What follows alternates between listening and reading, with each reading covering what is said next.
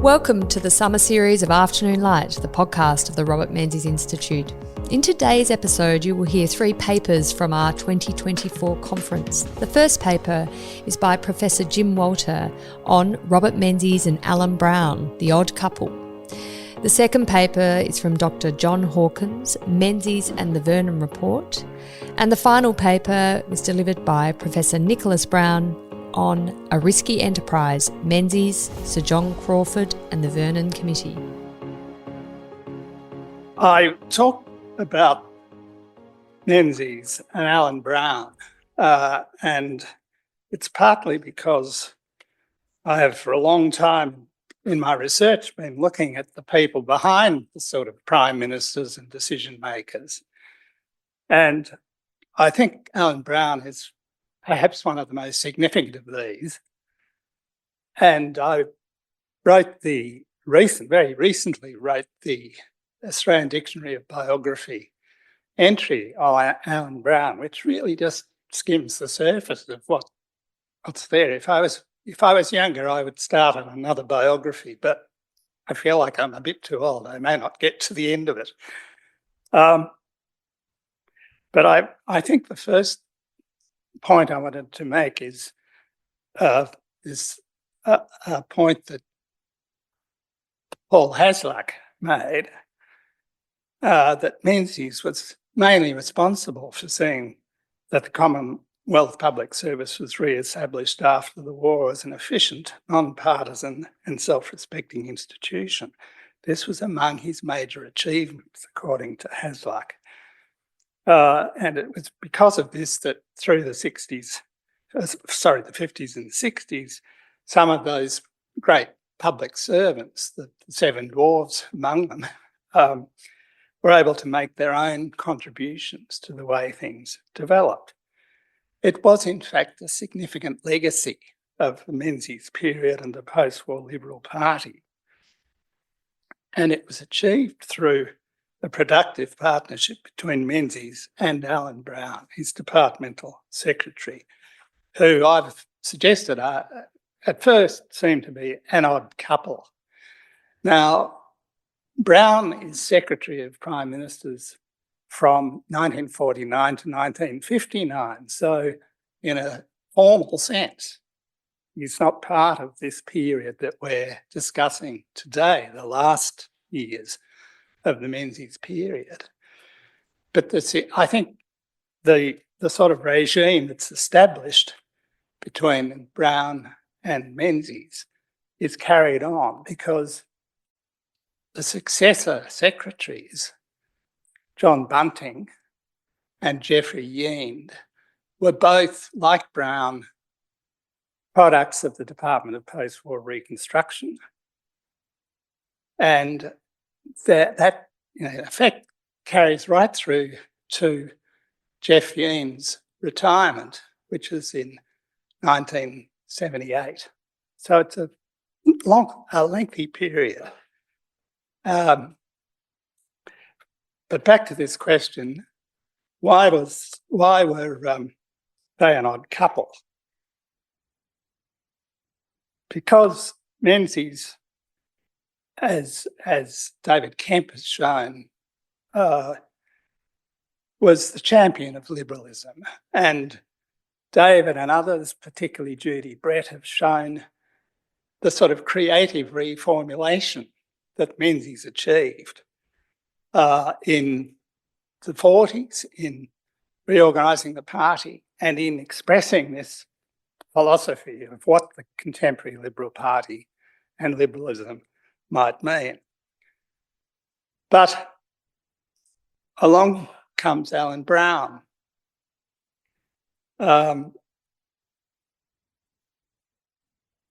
He was effectively the quintessential product of Nugget Coombs' Department of Post-War Reconstruction.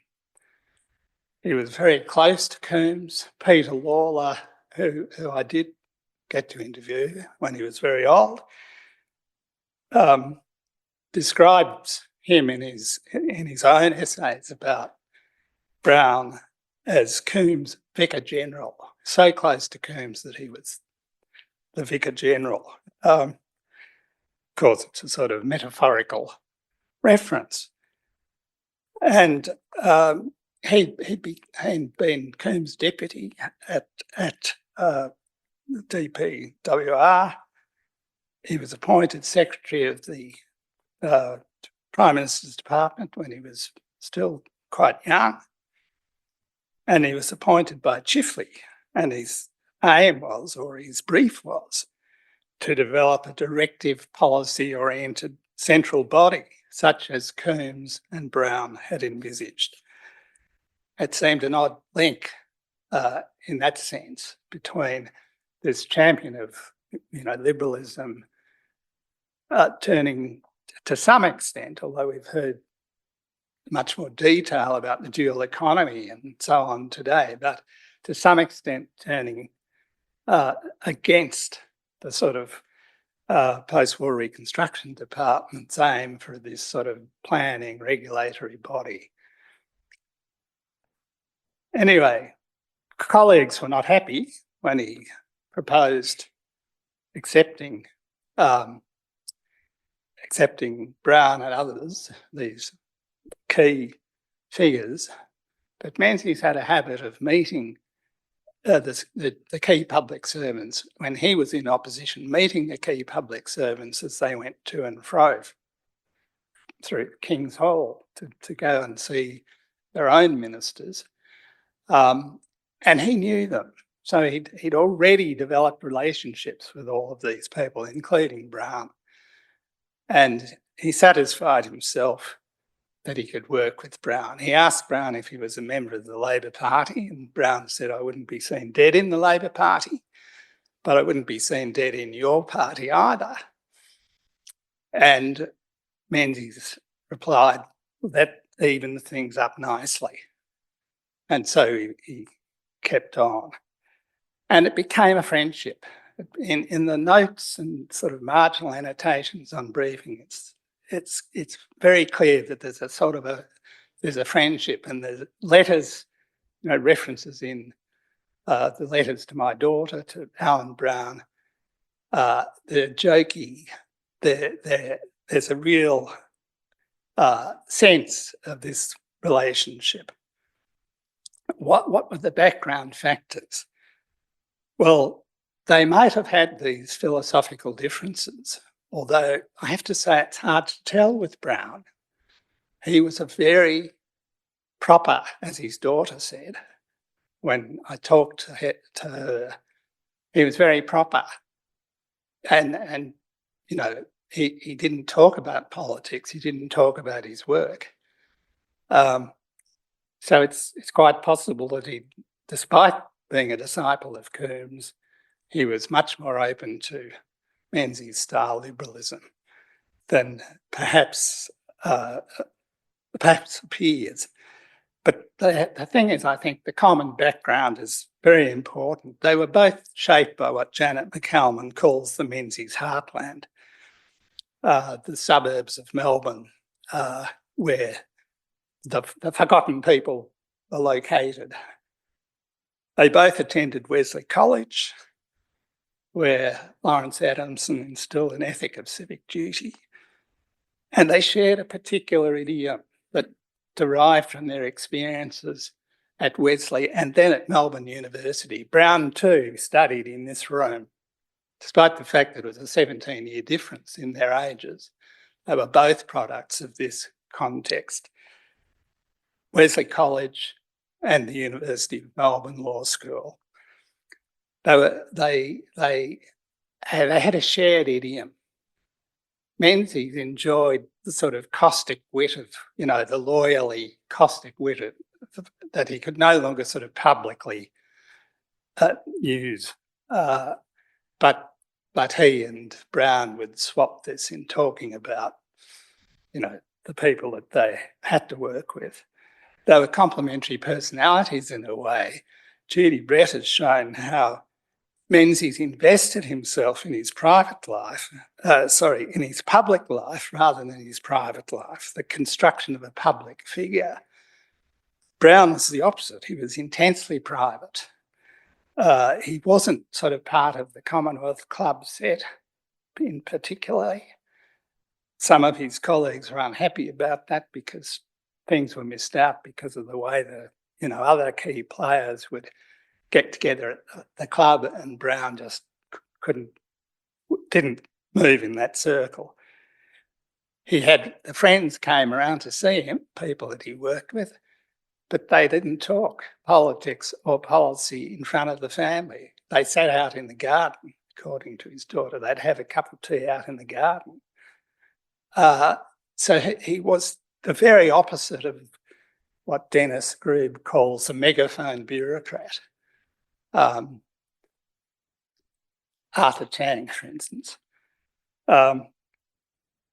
He was the organisation man that Menzies needed. And Menzies respected what he still preferred to call the civil service. Brown was building a departmental structure that consolidated the department post-war Reconstruction experiment, but Menzies soon realised that it served his objectives. John Bunting has written very effectively about Menzies' boys and the trust and confidence that Menzies extended both to his staff and to the senior officials with whom he worked. And they became part of this inner circle, which few of his political colleagues had access to, perhaps because politicians might someday be his rivals. So at the end of the day, it was this inner circle that Menzies returned to explore ideas, to have a drink. And they're the ones who he invited around to the lodge on Sundays for meals. And it was Bunting who, in his memoir, called them Menzies' boys.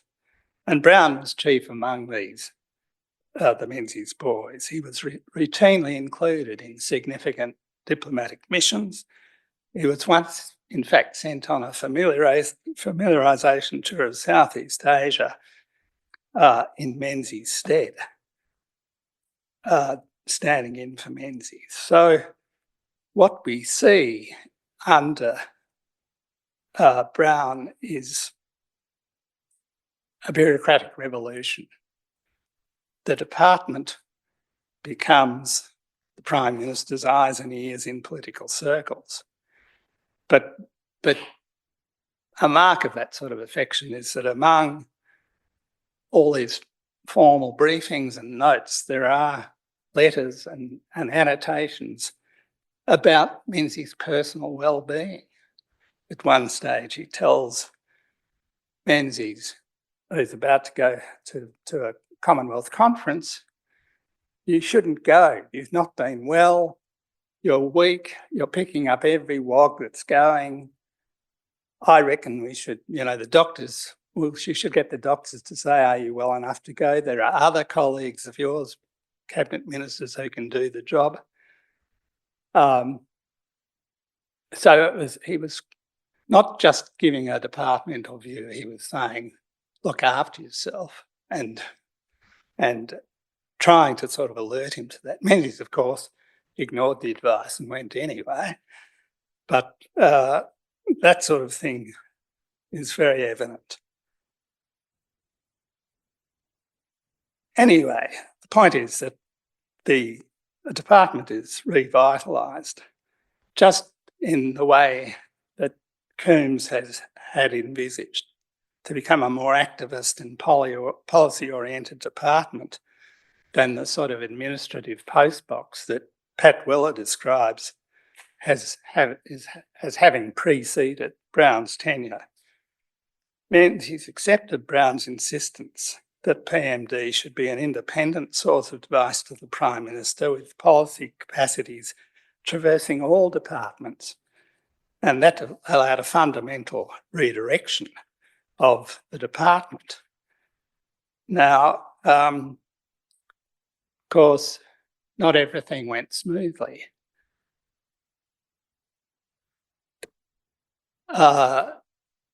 Brown, in the department itself, was very highly regarded. He evoked intense loyalty. He used to make the tea for his colleagues, bringing cakes, this sort of thing, a sort of humble demeanour. But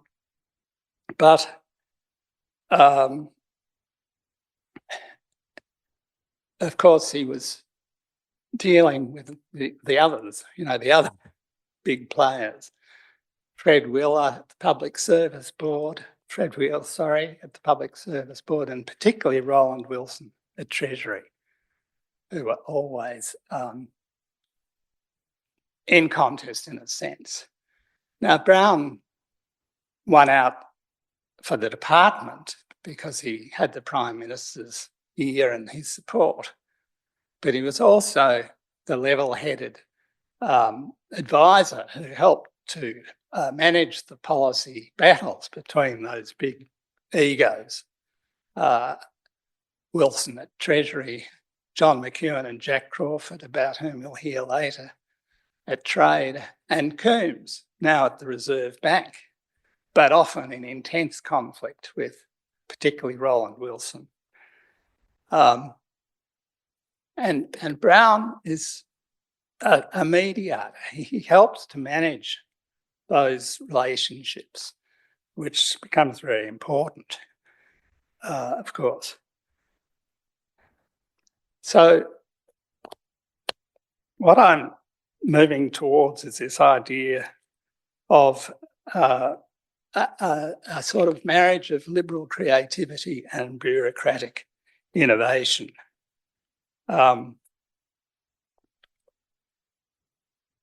Bunting was later credited with having bedded down Brown's vision, and he serves for a longer period. Brown says only 10 years because he thinks that he's done all he can. Bunting takes it up, but he says, "Nothing happened except by way of due process. I did no more than pick it up from my predecessor, Alan Brown." And the line of succession, as I've mentioned, resumes when Geoff Yeend, who'd been an executive assistant to Brown in 1949 and a private secretary to Menzies in 1954, was appointed Secretary of Prime Minister and Cabinet, as it then was, in 1978. Pat Weller, I think, characterises what they had set up quite well as a system focused on the cerebral questioning of the policy proposals of others. And it was this sort of, getting people to justify what they were doing, to explain what they were doing, and to sort of settle the big egos that were in conflict, that I think was very important. Arguably, the changing demands of the 70s and 80s led to the abandonment of this sort of Brown, Bunting, Yeend regime in favour of a much more can-do policy implementation approach. But that too depended on the centrality of the Prime Minister's department that Brown had established. That centrality of what is now Prime Minister and Cabinet has remained and has been amplified in the years since. When Alan Davies, writing in 1986, the year Yeend resigned from PM&C, looked back on the post-war phenomenon, he celebrated a high level of bureaucratic innovation and a pattern of resort to bureaucratic initiative when parties were deadlocked or had run out of ideas. So that's basically the gist of the thing, but I've got some unintended consequences and some questions that people might have responses to, people who are here today, that I would very much like to get feedback on. Sol Ensel, I think, writing one of the best books on the post-war, in what he called the intensification of bureaucracy, warned us to go back to Max Weber's essay Bureaucracy in 1911, that that argued that bureaucratic organisation is the inevitable accompaniment of modernity, but that the authority delegated to officials and politicians may conflict with the equality and individual liberty promised by democracy. Malcolm Fraser, when I talked to him only a year before he died, spoke of having good relations with his senior officials, but told me as I left, we need to talk about the public service. When you've got generational continuity of public servants, as happened since the war, it can become a problem. I was going to go back and ask him about how he saw the problem, but that unfortunately didn't arise before he soon after died. And of course, that point is the crux of Michael Young's famous satirical takedown of the rise of meritocracy in 1958. And you'll know that there is a vigorous debate now, these days, about the so-called meritocracy trap, which feeds into populist ideas of the deep state and so on. Public policy analysts and public service reviews, in my view, from the Royal Commission on Australian Government Administration in 1974 right through to the David Odie review in 2019, have been aware of this problem of, the bureaucrats and the meritocrats developing a sort of a culture and a context and a system that removes them from understanding the things that confront people in their everyday lives, particularly because they're off in Canberra. And they've tried, including this latest review, to say, how do we overcome this problem?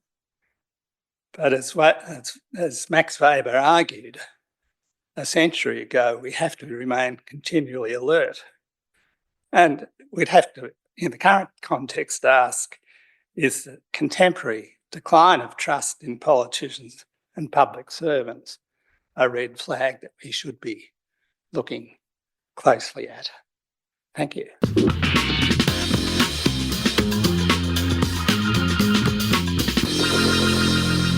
So thank you very much for the invitation to speak today. I'd like to start by acknowledging the traditional custodians, both of the land on which I wrote the paper and on which I'm now presenting it. So the origins of the Vernon report, and you can see I've brought a prop with me here, was announced by Prime Minister Menzies in October of 1962. So that was shortly after the 1961 election, which was had proved almost terminal, and that was because of the famous credit squeeze recession that happened that year. And so Menzies, I think, felt a need to see how economic policy could be improved. It had been criticised in the 50s for stop-go policies.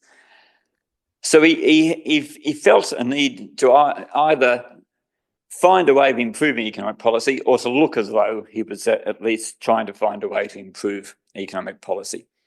And so there'd been many people, particularly McEwen and the Country Party, who'd been calling for an inquiry into economic management and maybe an update of the review of tariffs. And it was a time globally when economic planning was getting more attention. So the UK was setting up NEDI, France was moving towards economic planning. There were academics in Australia arguing for it. Heinz Hart was putting the point a little bit too strongly when he said that everybody in Australia, other than the government and the Treasury, wanted economic planning introduced, but there was certainly a lot of people who did. So Menzies announced the establishment of this inquiry and chose 5 people to be the members. Now, I've promised Nick I won't say too much about Jack Crawford because he's about to talk about that gentleman. But Crawford had been one of the people who had been arguing for a long while for an inquiry into economic management. Menzies wanted to make Crawford the chair. Cabinet wasn't keen on that. They didn't want a public servant or a former public servant as the chair. So James Vernon, head of CSR, became the chair. Crawford was the deputy. Also on the committee were Peter Carmel, an academic, Ken Meyer, the head of the eponymous retail chain, and Dudsley Molesworth, the sort of invisible man that I couldn't find a picture of, who was head of a meat processing company. I was very interested early today when we heard from Professor Blaney about how Menzies had stressed a role for women in the Victorian Liberal Party, and we just heard from Selwyn about Menzies wanting a woman on the committee looking at decimal currency. So it was interesting at the lack of diversity in the people he appointed to this committee. They were all essentially middle-aged white men, and they were all either academics or business leaders. So there was not much diversity there. So you won't probably be able to read this, but this is the terms of reference. And the point I'm really just trying to make with this slide is that they were very long. Almost every aspect of the economy you can think of is sort of listed there. So it was always going to be a long inquiry and producing a large volume. So a couple of people have claimed that it's 1 million words long. I haven't counted it myself, but it's not impossible. So you had this, the main report itself is 450 pages, but that wasn't enough. There's another volume of appendices. And if you look at it, it's in very small type. So there are an awful lot of words in it. I started off with the ambition of reading the whole thing. I got through the first volume. I must admit I was skimming by the time I got to the second volume. So what has it got in it? Well, the main volume starts off with essentially an economic history of the Australian economy post-war, so from about 45 to 63. It then goes chapter by chapter through all the things that were in the terms of reference. Then you've got, as I said, this other volume of appendices. The most important one is the medium-term projections, and I'll talk about them in a moment. Surprisingly to me, even in these large volumes, they don't have a sort of concise summary of their main conclusions or recommendations. You've got to sort of hunt through looking for them. And that probably made it easier for critics to just ignore a lot of recommendations. I've got a written version of the paper which goes into more detail on the economic recommendations and the responses to them, so anyone who's keen can pick that up. But to summarise some of them, it's essentially a Keynesian framework. So it notes the fact that since the Second World War, while there had been economic fluctuations, they were nowhere near the magnitude that we'd seen in the 1930s or the 1890s or the 1840s for that matter. And it notes that when the economy started to slow down, governments responded in a Keynesian way. When the economy started to overheat, governments responded in a Keynesian way, and is broadly supportive of that. So this was being written in the 1960s, arguably the high point of confidence in Keynesian macroeconomic management. It refers to full employment, and unlike the government's recent white paper, it puts a number on it, which is 1 to 1.5% unemployment rate, which now, of course, seems incredibly ambitious. You have to go back to 1971 to find an unemployment rate that low in Australia. They talk about the Arbitration Commission and say they should put more emphasis on price stability in their deliberations.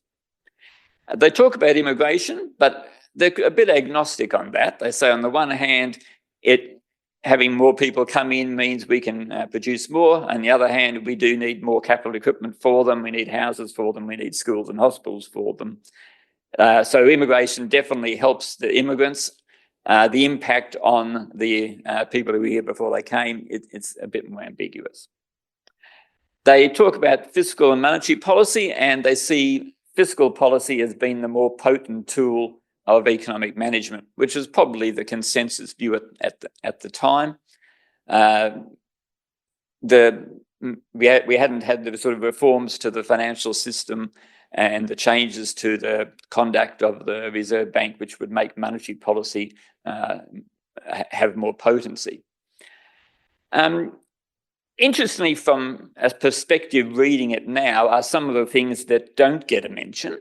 So there's no discussion about floating the exchange rate, for example. They talk about the exchange rate moving from one peg to another, but not floating it. And similarly, there's almost no discussion of deregulation, either in financial markets, so there's no question about making interest rates more flexible and so on, but also the arbitration commission is taken for granted, and there's no real discussion about moving to a much more flexible labour market. On tariffs, they think the existing tariffs were beneficial, but probably a bit too complex. And they emphasised that effective rates of protection would be a better way of analysing tariffs. They thought Australia could do with a bit more research and development, and that would probably require more spending on higher education. So one of the interesting things in the appendices was the medium-term projections. And there was some confusion about what these were actually meant to be. So were they extrapolations? Were they projections? Were they forecasts? Were they aspirations, or were they targets? And the term that they use is projections. So they're something which they thought the economy could achieve with good management. So it's more than just an extrapolation. So over the previous decade, the economy had been growing about 4% a year. The committee felt it could grow at about 5% a year if immigration was kept up.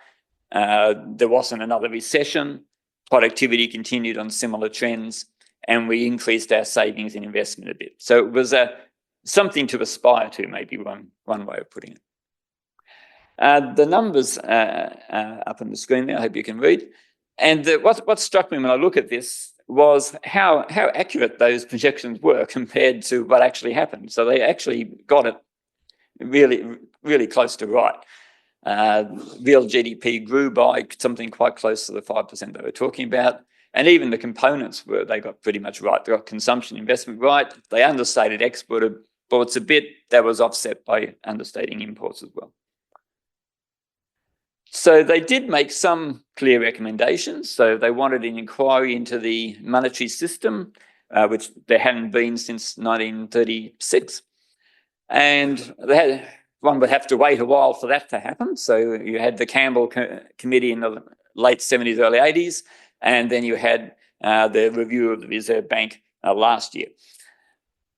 They also wanted what could be regarded as a permanent version of the committee, so an advisory council on economic growth, as had recently been introduced in Canada. Again, you had to wait a while for something like that. The EPAC, introduced under the Hawke government, which has since been subsumed into the Productivity Commission, undertook some of that role. They also suggested a special projects commission that would look at ideas for public works, prioritise them, and apply a sort of a rigorous cost-benefit analysis to that. And I guess the Productivity Commission does some of that sort of work, but I think that's something we're still waiting on, really. So the report was handed down in 1965. So Menzies had originally said it would take a few months. It ended up taking a couple of years. It was unanimous. There was no dissenting reports or anything. Treasury had opposed the idea of the inquiry from the start, and they were very critical of it. A young John Stone was sort of sent out to talk to journalists and rubbish it. Treasury likes free markets and competition, with one exception. They don't like competition to their policy advice. And they really put the boot in on this occasion. And authored an extremely critical cabinet submission on it as well. Cabinet discussed it for quite a while, claimed they had more discussion on this report than they did about the 1966 budget.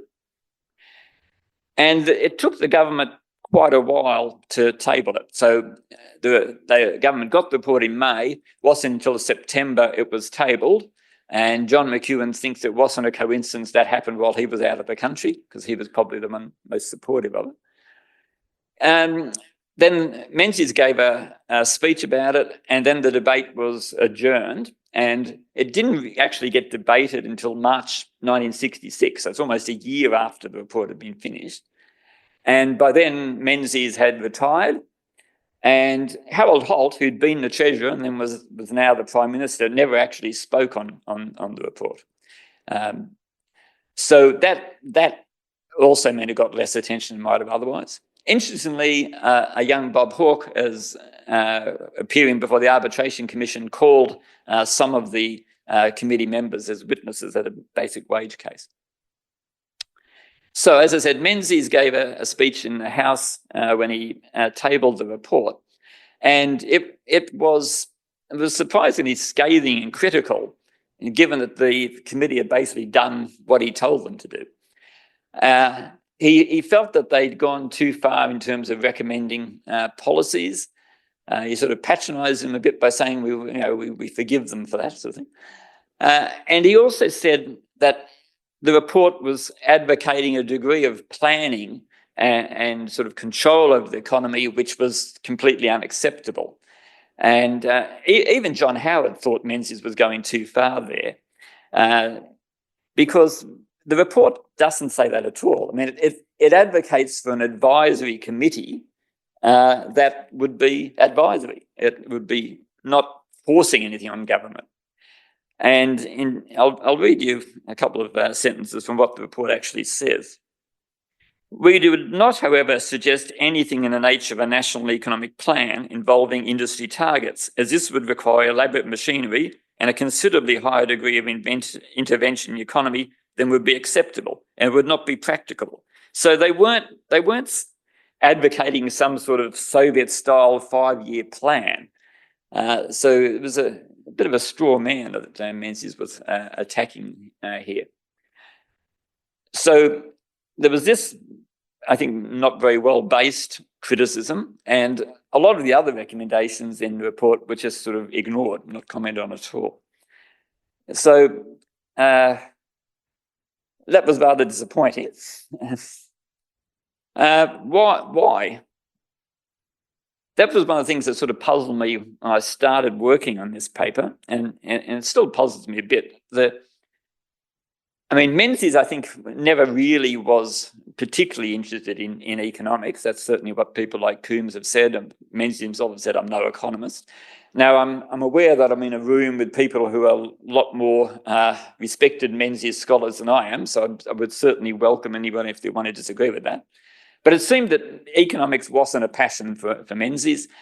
And so why did he set up the inquiry? Well, to be seen to be doing something after the 61 recession. By the time the report is tabled, he's had the 63 election, his political position is much stronger, the economy had been performing quite well over the next few years, and so there was no longer a need to be seen to be doing something about the economy, so he was no longer terribly interested in it. And as I said earlier, there had been strong opposition to it from Treasury. They got their Minister Holt to argue against it. William McMahon argued strongly against it in Cabinet. So it was easy for Menzies to just ignore it. Other people were quite critical of Menzies' attitude. So there's a poem by a Labor backbencher. The committee themselves were, not surprisingly, not happy at all about the response. So they initially considered making a joint statement. Vernon drafted up a statement and circulated amongst the committee, and they more or less agreed to it. But then a couple of days later, Vernon said he'd had second thoughts. So he showed some of his business colleagues this, and they said, look, mate, you're just picking a fight here. If you criticise Menzies' comments like that, he's going to come after you with all the eloquence of which he can muster, and this is not going to end well for you. And so Vernon decided not to issue a joint statement.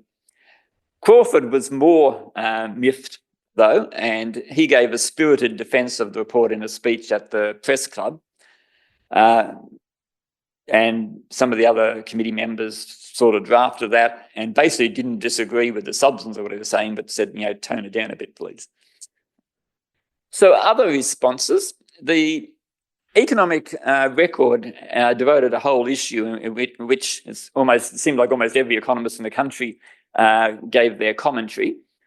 And there was a fair consensus, I thought, reading through them, that most economists said, well, I disagree with this point or disagree with that point, but overall, this is a substantial body of work that deserves to be treated with respect, taken seriously, and it's very impressive. So that was the views, I think, of the peers of Crawford and Carmel, that this had been a very serious body of work. So part of the attempt to discredit it by Treasury was claiming that it's riddled with mistakes and basic errors and so on. I don't think that criticism stands up. I mean, obviously, with a report of this length, there's probably going to be a couple of numbers in it that are wrong or something. But I think most of the criticisms that economists made were things that reasonable people could differ on. I would have assumed this rather than that. By the time the report comes out, some of the numbers were out of date and so on. But I don't feel the charge that this was sort of done incompetently stacks up at all. So, verdict of sort of history. The 40th and 50th anniversaries of the report were marked by some articles by Alex, but not by anybody else. And I suspect, unless Alex writes another piece, the 60th anniversary may only be marked by this paper. So I looked at Google's record of sort of citations of the report. Not surprisingly, it peaks when the report comes out. There's a bit of interest in it where in the mid-1970s, when the economic performance deteriorates, people went back to the report. Since then, it's sort of faded away. I think most students now would never have heard of it, and it's rarely spoken of. So I enjoyed the opportunity that this conference gave me to revisit it and maybe give it a bit more of the respect that I think it deserved.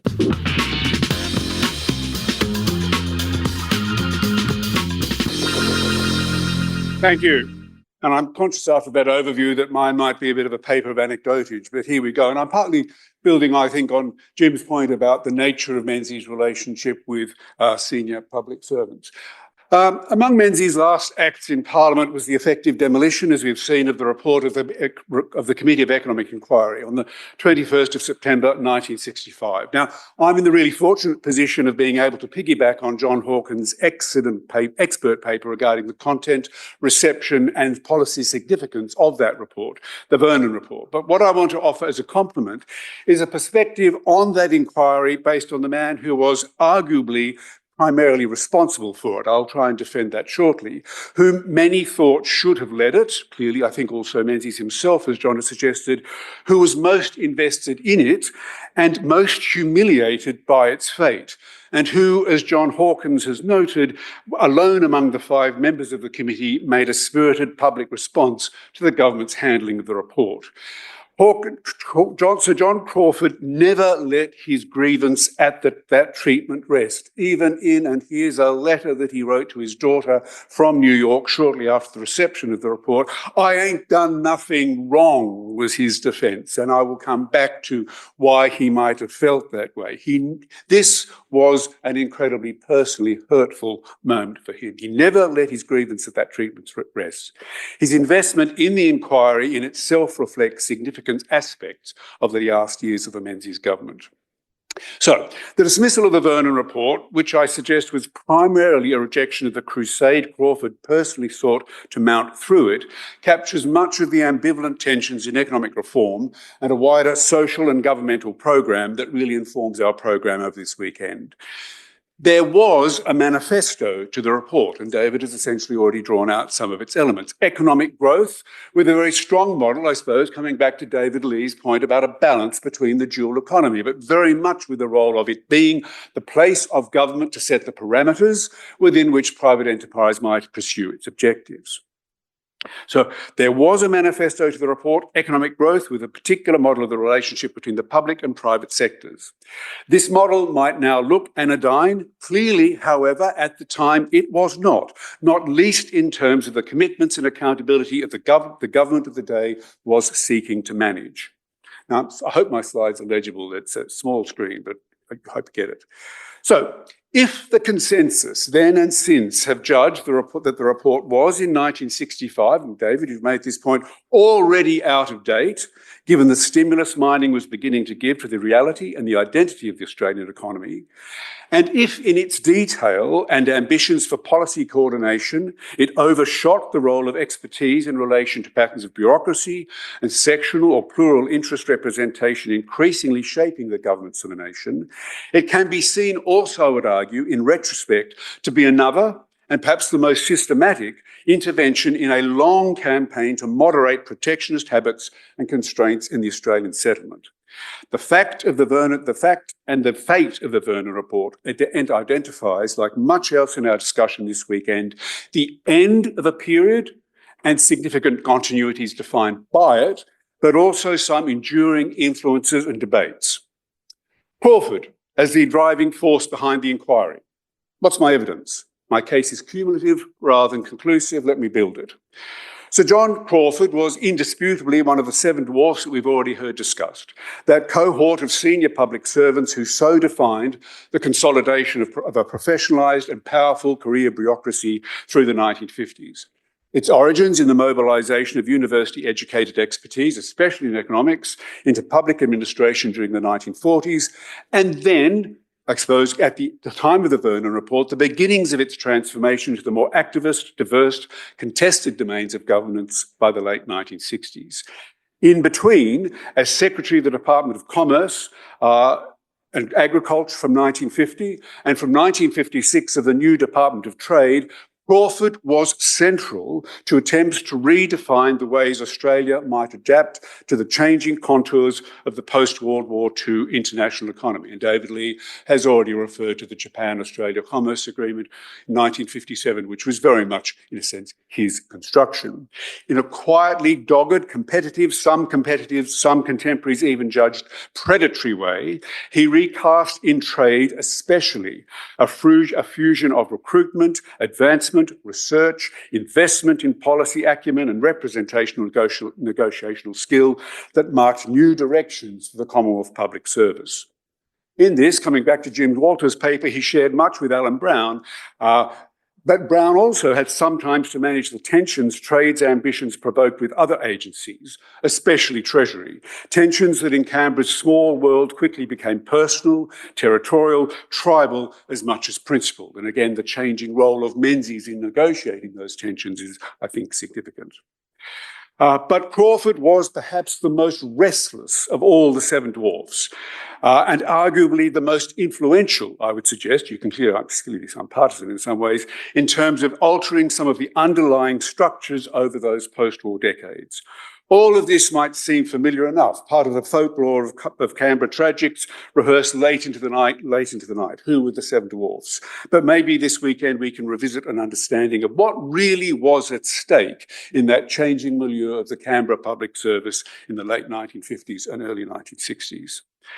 In moving to the ANU in 1960 to head the Department of Economics and lead the Research School of Pacific Studies, Crawford adapted that national mission to a focus on Australia's role in extending concepts of development, another buzzword of the period, to the Asian region. He took care, including in personal communication with Menzies, to explain that his choice in going to the ANU to move to academic work was not an easy one.